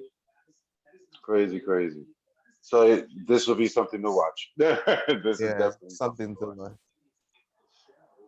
to So these are some stocks that we have been talking about in the stock chat uh, for the past quarter. Um, so let's look at some, and I highlighted a couple of low floaters, obviously, right? Um, for the upcoming week. And I know I've been sending lists, and some of these lists have, or some of these stocks have been doing well, but I also want to highlight, some stocks that they'll have upside, but there will be an indicator like it's trading below the 200 SMA on the 4 hour time frame. So they won't have upside immediately on the very next day, but they will have potential, not, if not the next trading day, maybe the trading day like in 2 or 3 days. So I'll tend to like make this list and watch the ones that have really good upside, um, but also be mindful that even though it had a strong green day, the day that it popped up on my scanner, the very next day can be a retracement. yeah, Yeah, and the next day could be a retracement before it goes back up again. before it goes back up. Yeah. So sometimes that kind of happens. Um, One that and these are a little bit lower price. Not all of them are, but some of them are. Like, except for CELH, that's not low price. CAMT, that's not low price. That's $32, right? But they're low floats, and they're trading roughly like what, like 5%, maybe 6% of its float. Um, RENN, like that's not one that I'm highlighting right now, but that is one that could potentially have some upside as the weeks continue to go. And I can't remember if they are also in the cloud computing space, but I'll have to double check that. But anyway, there are some like financial companies that are relatively low price, but they have really good charts. PFMT, I feel like that has a really good upside. Maybe back up to this $3.20 area after it came out with earnings and stuff like that. It's just been trading upside, and it's engulfing its previous red day, and it's fighting to hold above resistance at this $2.50 area. Now, do I think that it can go up higher? Yes, but I do believe that this one will be one of those stocks to retrace on Monday, mainly because it made a new intraday high. And anytime when a stock makes an intraday high, I always wait for it to come back to the 200 SMA price to figure out if it's going to stay above it or start trading below it. And I believe that this one will trade below it on Friday. But like I said, I do see it having some upside. Um, even on the 4 hour time frame, it's showing some upside. It's not overbought yet. It's about to be, but it needs to pull back. It'll probably pull back to this $2.38 area. But you can see where the next resistance line is. The next resistance, if not $3, then it can take out this high, the previous high from back in April 5th at $3.21. So that's PFMT, Performant Financial. And they come out, no, they don't, they're not the ones that come out with dividends. I know Angie was asking about dividends earlier. The next one is Wrap Technology. I like the way that the chart kind of looks here. Even if we put the squeeze in, I definitely like it where the red zero line is starting to show a teal histogram here on this day, right? So this is something that I kind of like, but I also know that it's fighting this resistance line. And at the very beginning of tonight's session, I I think that this also applies to blinking itself too. That when you have the stock give that blunted candlestick, the next day will probably give a red candlestick to match it. Now, if the day after that gives it a green candlestick, then we know we have something going.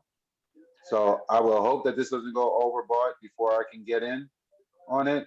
But if it doesn't pull back and wants to consider going up higher, eventually I could see it at least trying to come up to the 850s, if not $8 itself. At least $8. If it gets to 787, I wouldn't be surprised. At least. So I know this. I wanted. Go ahead. I know there's a lot of money pouring into this one. ABEV.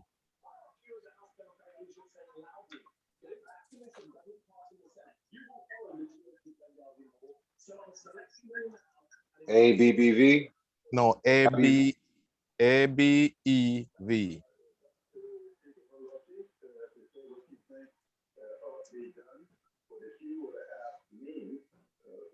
Okay, ABEV. Yeah. Albert, Barry, Everett, I don't know, Victor. But yeah, so you seeing money pouring into this one? Yeah. I could see it pulling back a little bit because of this rounding right here, and the candlesticks getting relatively smaller before Friday's pullback. And even though it was a slight pullback, sometimes when it has that wick right there, I always feel like the next day will be a red day. It might start off green, but pull back to fill the rest of this red. Just go at the 1 minute. I know we don't trade on 1 minute, but look at it. I don't expect this stock to go big, but look at it.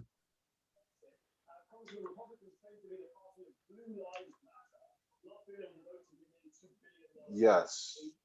So it made it high on Thursday, pulled back, traded below the 200 SMA, which is good.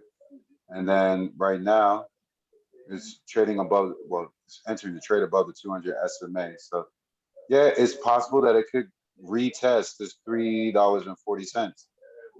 So I saw some indication after market, some millions of dollars pouring into it. And let's see if I can find it. You want to see what it looked like after market? Yes.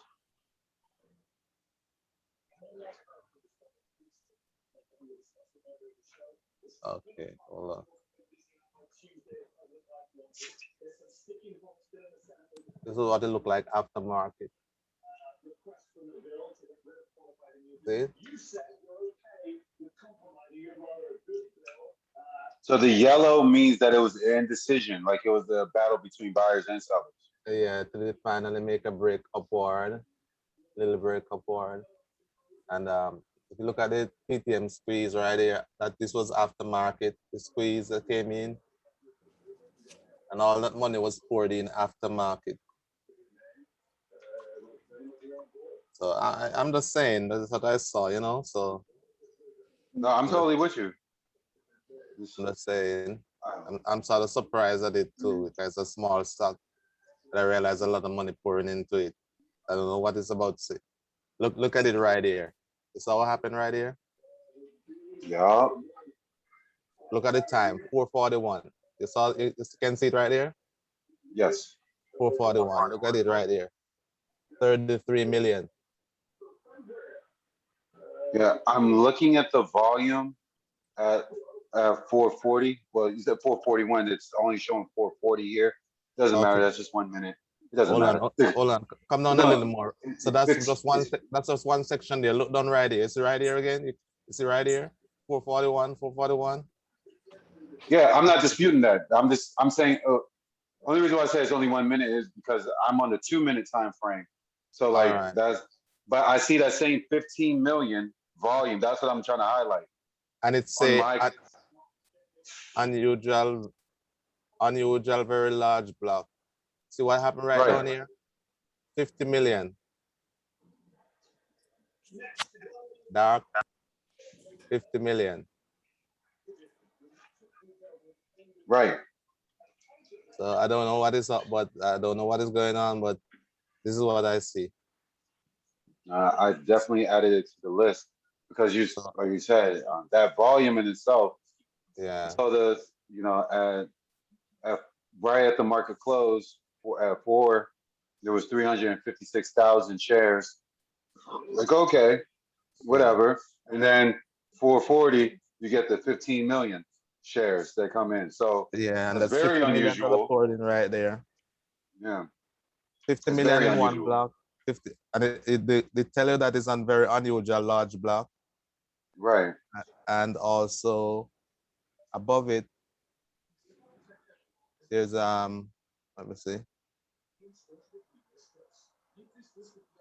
Okay, The target so price is $3.60. So that's kind of crazy, even though it was downgraded yeah, A B E V. to market perform. Yeah, that's just what the analysts say. Right. Yeah, you can follow them all the time. You have to see where the money pouring in. So we have 4.5 million, and then you have 50 million. So 54.9 million poured in right there. Does it 4. say if it's short sellers or if they're buyers? No, but it went up after, so I don't know. To show you that it went up after, so that is the indication where the money went. Because what you're seeing here, what I show you on my platform is aftermarket. Right. They bounced up the 21 and went up. Yeah. So And it's the just something after hours is at $3.31. And like you said, it's it bounced off the EMA. And, anytime when I see a stock been trading below the 200 SMA all day, and then towards the end of the day, it starts going above the 200 SMA and closing above the 200 SMA, I typically anticipating it to go higher the very next day.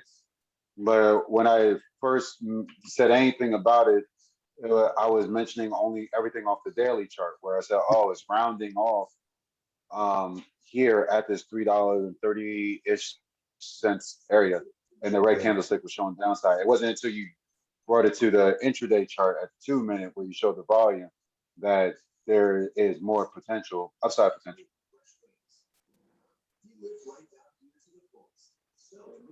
It's something to keep an eye on. So let us see what was the purpose of that money. Maybe Right. somebody just want to give it away. to Oh, that's a lot of money to give away. yeah, that's a lot of money to give away. Yeah, so let us see. We can point upwards. So that's something that We'll I be watching noticed. that one. We'll be watching that one. Okay. 15, 15 million was traded on that day. 15 billion is the float. So we'll see what's going on with that one. That's quite Is it a low interesting. float? Not at all. Okay. Far from 15 billion. Um, so it just needs that volume to come behind it. I would imagine. But I don't know. It's showing over the past 3 weeks, it was up 14%. So, Wow. and especially after earnings. So we'll see. Um, we'll see with this one. What they do on earnings? I'll have to read it because it's only showing the estimate, not showing the actual. Um, yeah. So before, because I know I want to close at a reasonable time, so we're going to go about like 15 more minutes or 13 minutes, however. There's a couple other ones. The two, I don't know how I really feel about the Container Store altogether. I remember when this was trading at $9 a share before, and it just couldn't quite break anything. It was right around here.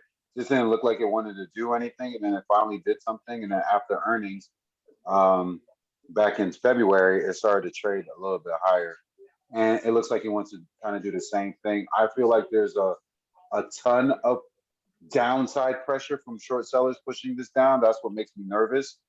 But as you can see with the TTM squeeze, it's still showing that there's still some that there's some possible upside. And what is also pretty interesting is not interesting, but a benefit to the company and its profitability is that the CEO bought shares at $12.25, which is always a positive reinforcement in the stock. So Okay. um, yeah, so that one is something that you know uh, I anticipating it doing better. It beat earnings this time. Um, when they reported earnings on the 18th. So that's good. They reported better than expected Q4 results. So like I said, I would anticipate this going higher. It's just that the short sellers pushing it down is going to make it rather difficult.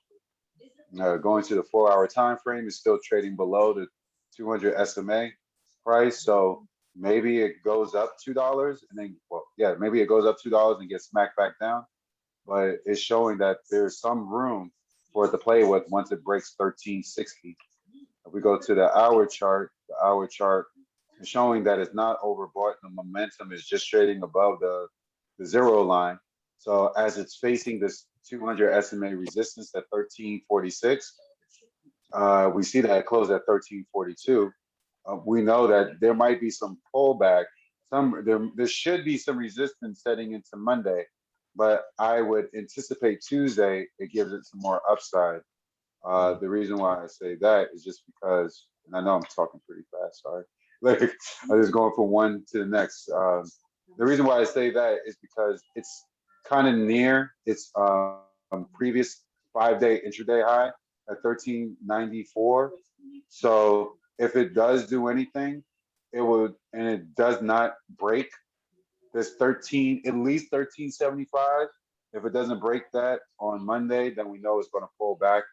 But I would say keep in mind sometime this week, the Container Store, uh, going into next week, the Container Store will be one stock that will continuing to find some upside. Um, I see that people like containers. Mm-hmm. People like to be organized. So I don't see why this one to be a good, home buying stock that's good for the home. So that's another low float. And then there are two shipping stocks. There was one that I mentioned in the group, GNK. GNK was one that I mentioned. It also has dividends. Um, so yes, Angie, stocks that I look at have dividends. I hope that I'm answering your Yeah, no. I wanted to ask you specifically about two stocks that we haven't spoken about. We spoke about one, which was ADMA, but we haven't spoken about it in a few weeks. And this week it had earnings. It's Which one was it? ADMA. Okay. Okay. Did I mention this one? I mentioned this one. Yeah, Okay. it's Okay. So I mentioned ADMA. Wow. yeah, it's biologics. Oh, that's the Oh, one, okay. $1.76. Yeah. Yes. Okay. So I'm trying to remember why I even mentioned it. It had to been something that I saw, and probably not in their earnings. Okay. It said that it report earnings 5th month, 13 day.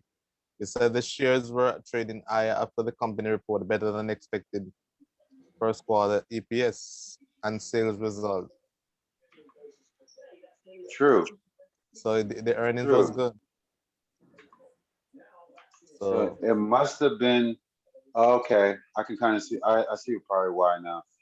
Yes, after the reporting of the earnings, it started trading close to the 200 SMA on the 4 hour chart and on the 1 hour chart.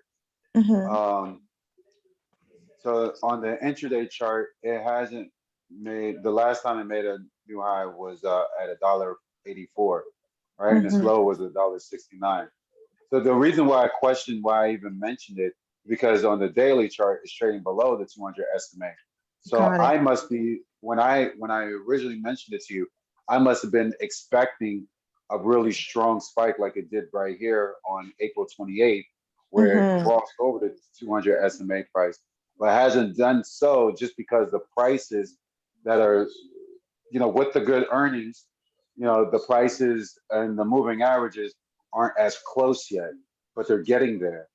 And if they continue getting closer and closer in price, then I could see it spiking. But it seems like it would need just a little bit more Yeah.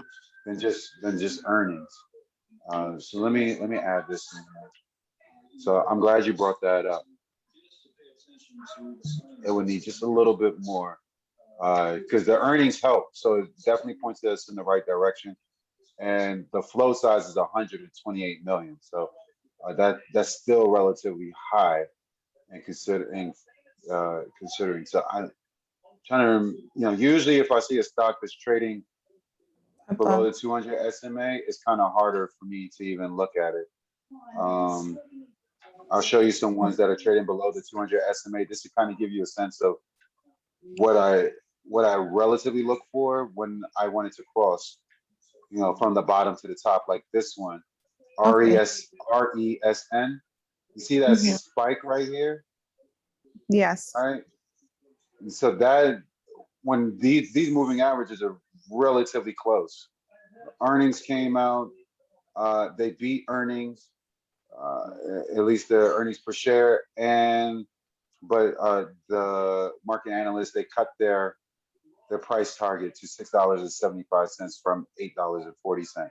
But we see that there's technicals behind it. Like the MACD is showing upside, the TTM Squeeze is showing up, the RSI is showing upside. This is all on the daily chart. And the 4 hour chart is right there at resistance. So, maybe it gets slammed right back down to the 5 EMA price so that the moving averages can all converge together eventually, past, after a couple of trading days. But Got right now it's overbought on the hour chart. it. So Mm-hmm. it has to pull back. And it might pull back to its $3.16 or $3.20 area. But as far as technicals are concerned, on the daily chart, it shows that there's upsides. It shows that there's going to be a reversal in what has happened from its previous price action. And so this is something that I would say, when I'm looking at stocks that are rebounding from trading below, that's something. SGBX came out with earnings. Did they do well on it? They got negative 23. I don't remember if they beat earnings. Because they provided guidance above analysts, so expectation or estimates. So, and they did beat earnings by relatively 30 cents or 3 cents. So hold on, no, 5 cents to estimate GPS. Oh, 26. So they lost. Yeah, it was a loss on the earnings. So even though it was a loss on the earnings, technicals still show that there was some type of bounce that allowed it to go close to the 200 SMA price on the daily chart. And on the 4 hour chart, it's showing that, hey, this $4 is pretty much resistance and it's trading at 377. So I expect it to not break here, kind of like what it did here and here, but it's the moving averages are getting close. So this will be something I would watch just to see if it would get anywhere above. And its float is 8.8 million, right? So that would be something to see. Maybe it gets squeezed on up. And then one last one, looking at it technically, ALTO ingredients, this is in the energy space. I don't know what ingredients they're putting in there. It's not turmeric or curry, but I definitely know that there's a bullish engulfing It can be candlestick turmeric. there. Turmeric is pretty damn good, right? It relieves the joints for pain. But it's finding that resistance here at $6. Well, not $6, not resistance, but it's finding breakout potential right around Yeah. $6. ALT. Yeah, ALTO. Yeah, that one looked real good. Um, Something to watch. So this is something to watch, especially it's coming. MACD is showing that it's coming above the zero line, and the RSI is coming up, and we see that this TTM squeeze. I think that this will turn teal. Oh wow, it turned teal. So so I didn't even like. I haven't seen this since Friday, right? So this is like my time of going over the stocks. But you see, that nice little resistance area. Once it can break $6, the sky to $8 is pretty much the next step.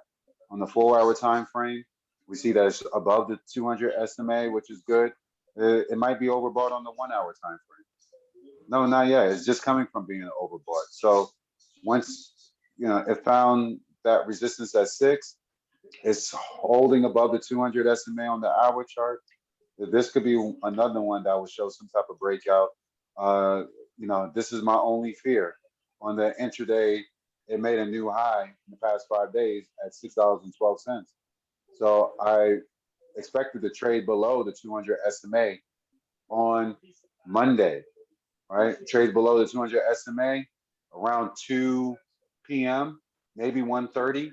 The stock price starts going back up, and that I apply that rule to every stock that I trade. Anytime a stock makes a high on the day, the very next day they should be trading below the 200 SMA until around 1:32 p.m., where it'll start to find some type of momentum back towards the 200 SMA price intraday.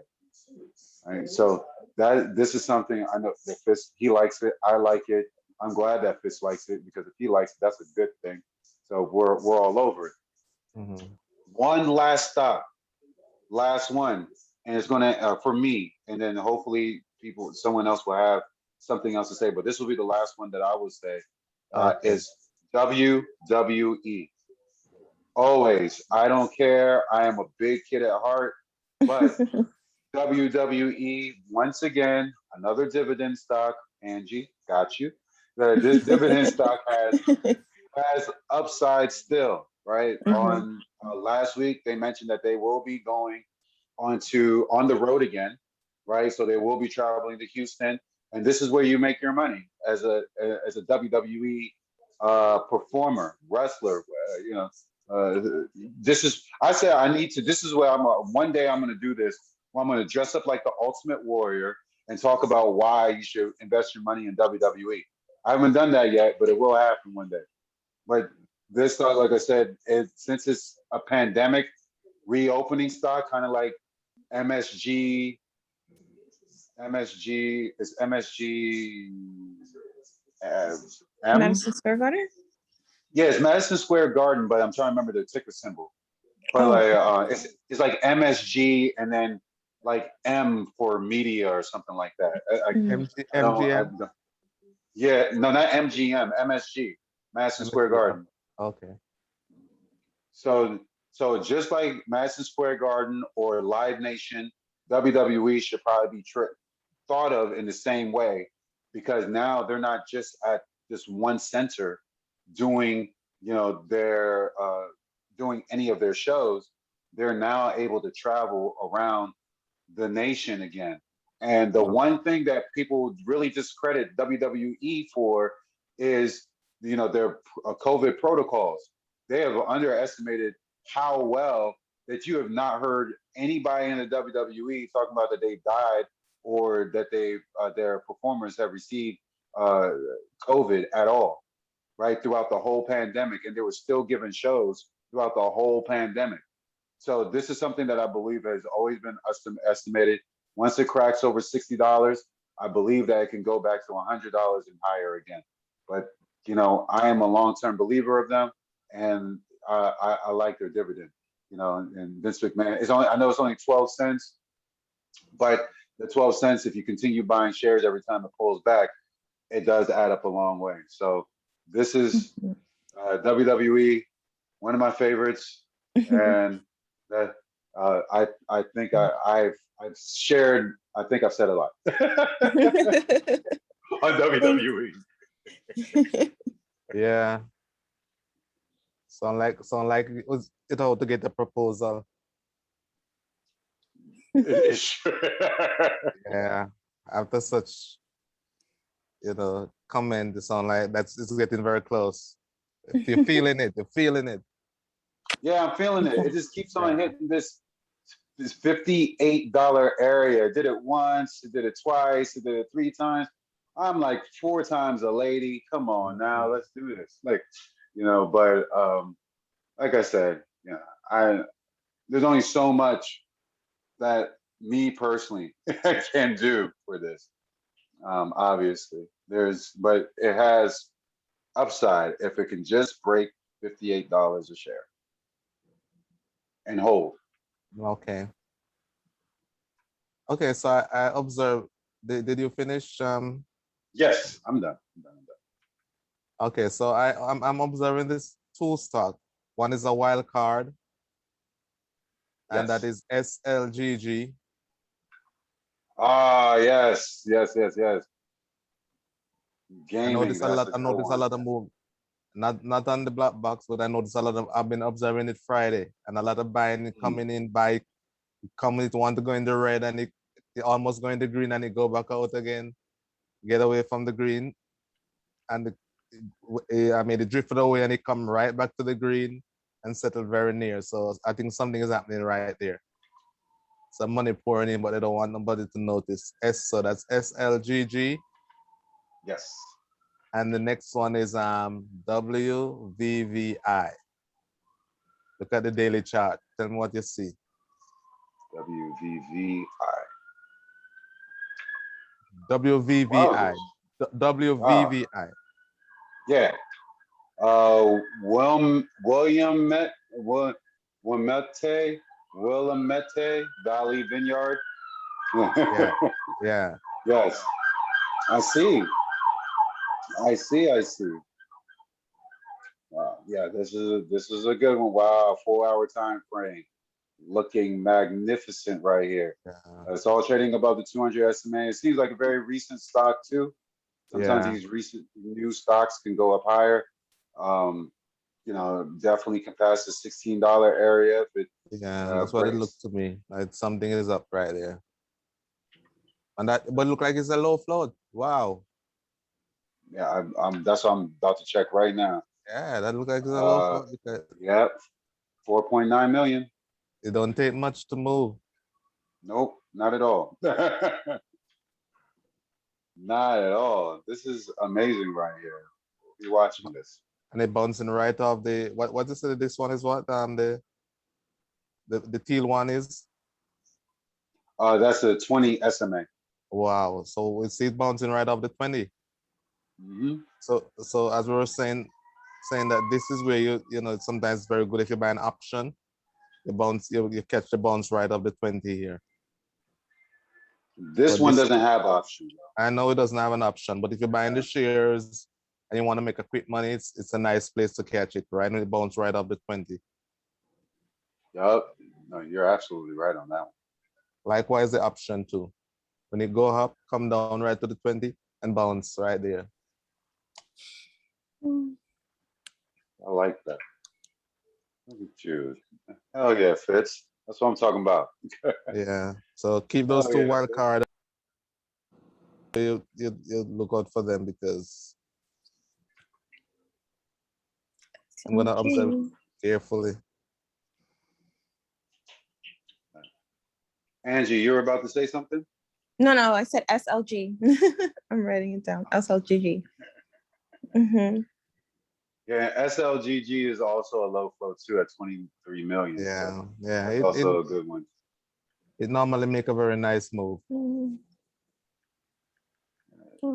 Like they're both Whenever squeezing. They're both squeezing on the heading upside. I'm liking this. Oh yeah. Well, not to keep everybody long. I know it's 9. Angie, Yes. you had, are there any stocks that you've been watching that you want to Oh, bring the to our last attention? one. The last one was ZOM. Ah, Zuma? Yeah, Zoom Medica. Yeah. Okay, okay. It's fairly new. It's like a Zomerica. Have you heard of it?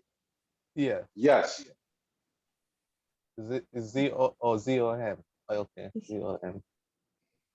One thing It I wanted looks to like, suggest to you, Andre, is that the biotech one that you talked about earlier on, oh yeah, the the bio, one for $1.76 there. correct. Yeah, all you need to do is do some research and see what the company produce because the earnings is good. So if all it need behind that now for it to move is that the company is producing something that is very good. Okay. So you just do your research on it, just check it out, and see what it produces, if it's medical instrument or whatever, or it have any drugs in the pipeline come in, and that would be a good one. You just keep up to date with the date because if you want to know, you can go on Biocatalyst and you will see the FDA, the date when the announcement is coming out for drugs, but for the company. Biocatalyst. Yes. Oh, Yes. okay. Okay, thank you. You're welcome. So you catch the FDA when the FDA is gonna give the go ahead on this drugs company. You will see a lot of name there. You can check out the dates when they're gonna announce based on the stages: stage 1, stage 2, stage 3. Okay. Oh, you know what? Which is crazy, and Angie, I'm glad you did bring this up. This is for like the HIV, right? No, this is for like dogs and Oh, animals. I thought we were talking about ADMA because Fritz was talking about it. Okay. Oh, ADM. I'm sorry. I was looking at No, Zoom Medica. Yeah. that's fine. Okay. No, you're right. No, I got distracted. Sorry. ADM. But yeah, either But way, I think Zomedica is the one I had asked, the last one. correct. Correct. Yeah, this you're right. ADMA deals with HIV. It seems like it's dealing with the target protein, intravenous immunoglobulin product indicated for the treatment of primary humoral immunodeficiency. Mm. So the blood containing hepatitis B surface antigen. I got these pop-ups popping up and other listed exposures to hepatitis B. So it looks like it's even though it's an HIV drug, it's trying to catch the secondary infections that come with HIV. So which is always much needed. So Mhm. yeah, there we go. But exactly what Fitz said, like biocatalyst, um, bio. There we go. Yeah. Right there, PD. Yeah. Biotech calendar right there. Yeah. Yeah. biopharmacatalyst.com. Go to, Biopharma catalyst. yep, and then it'll tell you pretty much like where what Yeah. companies are coming out with what on the month. And then sometimes, even though they might have the day listed, like BMY, they might have the 30th listed, but they might do something on the 27th and be like, oh, okay, see, here we go. On the 25th, look, ain't that a bitch?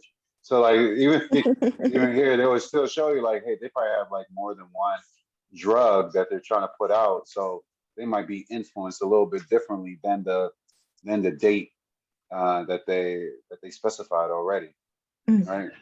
So this is Bristol Myers. Uh, my man Jim Cramer loves some Bristol Myers. Like he's always like Bristol Myers. Like I don't know why he says it Like he like own a that. lot of shares in it. Yeah, yeah. He says something about Bristol Myers. I was like, all right, but what about Johnson and Johnson? They seem like they're doing better. So Mm. I don't know. I don't know. Yeah, Bristol Myers is not a good stock. It's not a reliable stock. No, Oh, I'm not a fan of it. Not a fan of it. So stay away from those. okay. But these little one that do when they're doing the FDA, you can observe them up. Look for the date when they're gonna come out, especially with phase 3, and Exactly. yeah, and observe the movements coming on to the date, and you can see